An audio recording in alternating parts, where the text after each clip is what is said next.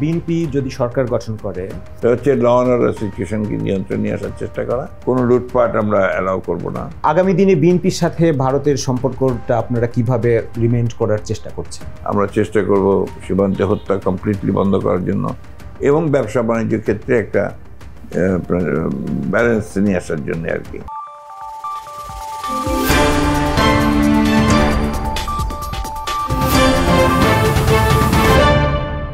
সুপ্রিয় দর্শক, টিভিএস এর নতুন আয়োজন রোড টু ইলেকশনে আপনাদের সবাইকে স্বাগতম। আগামী নির্বাচনকে সামনে রেখে আমরা নির্বাচন কেন্দ্রিক রাজনীতি, অর্থনীতি, সংস্কার সহ নানা গুরুত্বপূর্ণ বিষয়ে আলোচনা করব। সেই আয়োজনের সূচনায় আজকে আমাদের সাথে অতিথি হিসেবে আছেন বিএনপির মহাসচিব জনাব মির্জা ফখরুল ইসলাম আলমগীর। জনাব মির্জা ফখরুল ইসলাম আলমগীর, আপনাকে স্বাগতম। আর আপনাদের সাথে আছি আমি সাখাওয়াত লিটন। ধরে নিচ্ছি ইলেকশন আগামী ফেব্রুয়ারিতে হচ্ছে এবং যত ধরনের সংশয় সন্দেহ আছে এগুলো কেটে যাবে। তো নির্বাচনের পরে বিএনপি যদি সরকার গঠন করে, তাহলে আপনাদের প্রথম 100 দিনের টপ প্রায়োরিটি কি হবে? ওটা আপনার 100 দিনের টপ প্রায়োরিটি আমরা এখন ঠিক করিনি, কিন্তু আমাদের কাজ কি হবে আমরা 31 দফার মধ্যে সেটা পুরোপুরি বলেছি। শুরুর দিকে আপনারা 100 দিন যদি আমরা নাও বলি, শুরুতে আপনাদের মেজর চ্যালেঞ্জ, আমাদের যে প্রায়োরিটি আমরা দিতে চাই আর কি, সেটা হচ্ছে ল অ্যান্ড অর্ডার সিচুয়েশনকে নিয়ন্ত্রণে নিয়ে আসার চেষ্টা করা, 1 নম্বর। 2 নম্বর হচ্ছে আপনার এমপ্লয়মেন্ট ক্রিয়েট করা ফর দ্য ইয়াং জেনারেশন। এটা হচ্ছে সবচেয়ে বড় আমাদের সমস্যা মনে হয় আপনার, কারণ ডেমোগ্রাফিক যে প্যাটার্ন, সেখানে ইয়াংরাই হচ্ছে এখানে সবচেয়ে বেশি, এবং তাদের শিক্ষিত বেকার, অশিক্ষিত বেকার, এদেরকে আপনার এমপ্লয়মেন্ট তৈরি করা, তার কাজগুলো করার জন্য আমরা এগুলো নিয়ে কাজ শুরু করেছি অলরেডি। আমাদের টিমগুলো কাজ করছে, খুবই এক্সপার্টস টিমস আছে, তারা কাজ করছে আমাদের ভারপ্রাপ্ত চেয়ারম্যান তারেক রহমান সাহেবের নেতৃত্বে। It's going very well. কারণ আপনার ফেব্রুয়ারিতে ইলেকশন হলে কয়েক মাস পরেই বাজেট আসছে, জুনে budget. We are prepared for that. জুনে বাজেট আসবে, সময় মাঝখানে 3-4 মাসের বেশি। আমরা তো অভিজ্ঞ রাজনৈতিক দল, আমরা বহুবার দেশ শাসন করেছি, অপোজিশনে ছিলাম। আপনাদের অর্থনৈতিক প্ল্যান কি হবে? অর্থনৈতিক লুটপাট যেটা আগে হয়েছে, লুটপাটের কন্টিনিউয়েশন এখনো বলা হয় বিভিন্নভাবে চলছে, এটা বন্ধ করবেন কিভাবে? এই মুহূর্তে আপনাকে আমরা ডিটেইলস বলতে পারবো না, তবে এইটুকু বলতে পারি আমরা ইতিমধ্যে এই সরকার কিন্তু আপনার ব্যাংকের যে লুটপাটটা কিছুটা রোধ করতে সক্ষম হয়েছেন। হ্যাঁ, এটা আমি তাদেরকে ধন্যবাদ দিই। আর টাকা ফিরিয়ে আনার ব্যাপার যেটা, এটা এত সহজ নয়, ডেফিনেটলি টেক টাইম। তবে আমরা নিশ্চয়তা দিতে পারি যে আপনার কোনো লুটপাট আমরা অ্যালাউ করব না আপনার, এবং অর্থনীতি তার নিজস্ব গতিতে চলবে। আমরা ফ্রি মার্কেট ইকোনমিতে বিশ্বাস করি, সুতরাং আমরা বেসরকারি ইনভেস্টমেন্টটাকে আমরা সবচেয়ে বেশি আকৃষ্ট করার চেষ্টা করব। আমরা আপনার ইনভেস্টমেন্ট বাড়ানোর চেষ্টা করব, এবং আপনি যে মুক্তবাজার তার নিজস্ব যে পদ্ধতি আছে সে পথ চলতে দেন, তাহলে তো ওটাই নিজে আপনার যে গ্রোথ আমাদের একদিন হচ্ছে। আপনি বলেন, আপনি তো মানে এমন একটা পত্রিকায় কাজ করেন যেটা আপনার ব্যবসা নিয়েই কাজ করেন, ব্যবসা সংক্রান্ত। সেখানে তো আমরা আমাদের লাস্ট টাইমে আমরা যখন গভর্নমেন্ট থেকে চলে আসলাম, তখন কিন্তু গ্রোথ রেট 7.2, অ্যান্ড বাংলাদেশকে বলা হচ্ছিল তখন ইমার্জিং টাইগার।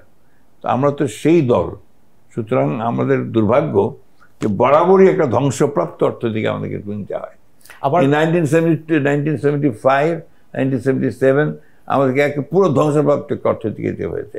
অ্যাগেইন আপনার 90s আমাদেরকে সেভাবেই 91 নিতে হয়েছে।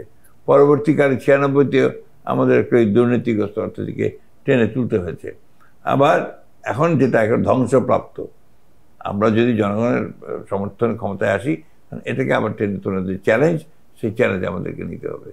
একটা কথা আপনাদের প্রতিশ্রুতি বা রিফর্ম এজেন্ডাতেও আছে যে আপনারা স্বাস্থ্য খাতে জিডিপির 5% বরাদ্দ দিতে চান। তো জিডিপি এখন যেটা আমাদের আছে স্বাস্থ্য খাতে বরাদ্দ, সেটা কিন্তু আপনার 1%-এরও কম। সেখান থেকে 5%-এ নিয়ে যাওয়া হিউজ চ্যালেঞ্জ কিনা? কারণ এখন আমাদের স্বাস্থ্য খাতে বরাদ্দ আছে, চলতি অর্থ বছরে আছে 41,000 কোটি টাকার মতো। তো সেখানে 5% হওয়া মানে এটার 5 টাইমস বা 6 টাইমস মোর। এটা করতে না পারলে তা আমরা আমাদের মূল যে আপনার কমিটমেন্ট টু আওয়ার পিপল, এটা থেকেই আমরা আপনার বিচ্যুত। 5% খুব কঠিন কাজ হবে না, কারণ আমাদের যে প্ল্যানিং আছে সেই প্ল্যানিংয়ে আমরা অবশ্যই 5%-এ নিয়ে যেতে পারবো আমাদের সময়, এবং সেই গ্রোথটাকে সেইভাবে আমরা কাজে লাগাতে পারবো। নেক্সট 5 ইয়ার্সের ভিতরে সেটা পসিবল হবে ইনশাআল্লাহ। আর শিক্ষা খাত নিয়ে আপনার বেশ আগের একটা বক্তব্য আমি খুব মনোযোগ সহকারে পড়েছিলাম যে এত সংস্কার কমিশন হলো কিন্তু শিক্ষা সংস্কার কমিশন বলে কিছু হলো না, যেটা সবচেয়ে বেশি জরুরি ছিল। শিক্ষা খাত কিন্তু এখনো বিভিন্ন ধরনের টার্মোইলের ভিতরে অনেক। তো শিক্ষা নিয়ে আপনাদের আমাদের শিক্ষা নিয়ে আপনার এই মুহূর্তে আমাদের কোনো যে একেবারে শিক্ষা পলিসি এটা আমরা এখনো করতে পারিনি। তবে মোটা দাগে আমরা যেটা বলতে পারি, আমরা অহেতুক আপনার ইনভেস্টমেন্ট ইন আপনার ওইসব প্রতিষ্ঠানে বন্ধ করব যেসবগুলোর দরকার নেই। আমি ব্যক্তিগতভাবে আপনার ব্যাঙের ছাতার মতো গ্রামে গঞ্জে স্কুল তৈরি করার পক্ষে নেই। আমি ব্যক্তিগতভাবে মনে করি যে আমাদেরকে যেটা করা দরকার সেটা হচ্ছে ভোকেশনাল ট্রেনিং ইনস্টিটিউট, তাকে বৃত্তিমূলক শিক্ষাটা তাকে দেওয়া, এটা হচ্ছে আপনার একটা দিক।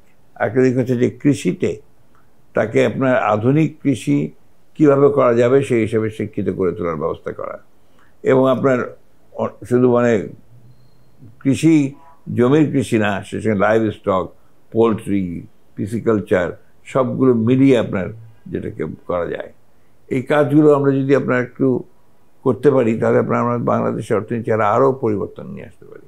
আমরা শেষের দিকে চলে আসছি, এখন আমরা একটু ডিপ্লোমেসি নিয়ে কথা বলি।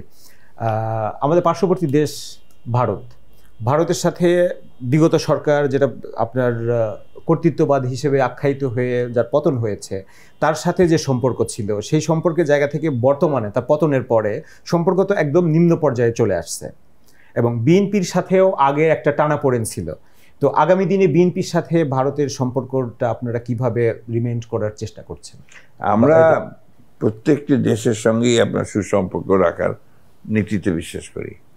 আমরা বিশেষ করে এই মুহূর্তে যখন আমার প্রয়োজন আপনার সমস্ত দেশগুলোর সঙ্গেই সুসম্পর্ক রাখা, বিশেষ করে যারা আমাদের ডেভেলপমেন্ট পার্টনার্স, আর ভারত তো আমাদের একটা বড় নেইবার, আমরা চেষ্টা করব এদের সঙ্গে ফাংশনাল রিলেশনশিপ আরও ইমপ্রুভ করার। আমাদের চেষ্টা করব বিশেষ করে ভারতের সঙ্গে আমাদের পানি সমস্যার সমাধান করার জন্য আমরা চেষ্টা করব সীমান্তে হত্যা কমপ্লিটলি বন্ধ করার জন্য, এবং ব্যবসা বাণিজ্য ক্ষেত্রে একটা ব্যালেন্স নিয়ে আসার জন্য আর কি, যেটা ইমব্যালেন্স হয়ে আছে। আমরা চীনের সঙ্গে সম্পর্ক আমরা সঙ্গত কারণেই আমরা এটাকে বাড়াবার চেষ্টা করব, কারণ চীন অত্যন্ত শক্তিশালী দেশ অর্থনৈতিক দিক দিয়ে, আমরা সেই সুযোগ করার চেষ্টা করব। আমেরিকার সঙ্গে আমাদের অলরেডি আমরা কিছুটা লাভ পেয়ে গেছি, দেখেছেন আপনার যে আমাদের 20% আমাদের কমিয়ে দিয়েছে ট্যারিফ, সেটাকে আমরা ইউজ করব। অন্যভাবে আমেরিকার থেকে যে সমস্ত দ্রব্যাদি আমরা ইম্পোর্ট করি সেগুলোকে যেন ভালো মতো আমরা ইম্পোর্ট করতে পারি, সেটা ব্যবস্থা করবো, এক্সপোর্টটা বাড়ানোর চেষ্টা করব। সুতরাং আমরা চেষ্টা করব যে প্রতিটি ডেভেলপমেন্ট পার্টনার যাদের কাছ থেকে আমরা সাহায্য পাই, সহযোগিতা পাই, তাদের সঙ্গে আমাদের সম্পর্ক আরও ইমপ্রুভ করা। আমাদের তো শত্রুতা করার কোনো আপনার মানে কারণ থাকতে পারে না, কারণ উই ক্যান এফোর্ড ইট। আমাকে আমার যা আছে তাকে বাড়ানোর জন্য, আমার অর্থনীতিকে শক্তিশালী করার জন্য, আমার জনগণকে ফিট করার জন্য আমাকে সকলের সাহায্য নিয়ে এগোতে হবে। এখানে আমার শত্রু থাকা তো প্রশ্ন উঠতে পারে না। আপনি কিছুদিন আগে চায়না ভিজিট করেছেন, তো চায়নার ভিজিট করে আপনি বিভিন্ন পর্যায়ের নেতৃবৃন্দের সঙ্গে আলাপ আলোচনা হয়েছে, কথা হয়েছে, যেটা চায়না প্রসঙ্গে আপনি বললেন। এরকম আনুষ্ঠানিক বা অনানুষ্ঠানিক ইন্ডিয়ার কোনো লিডারশিপের সাথে আপনাদের কোনো কমিউনিকেশন চলছে কিনা? না, এটা দুর্ভাগ্যজনকভাবে এই ব্যাপারে ভারতের তরফ থেকে আমরা এখনো কোনো রকমের আমন্ত্রণ পাইনি, এবং আপনার খুব একটা আগ্রহ দেখিনি। হ্যাঁ, তারা সেটা এখন পর্যন্ত করেননি, তো এটা একটা বাধা হয়ে আছে।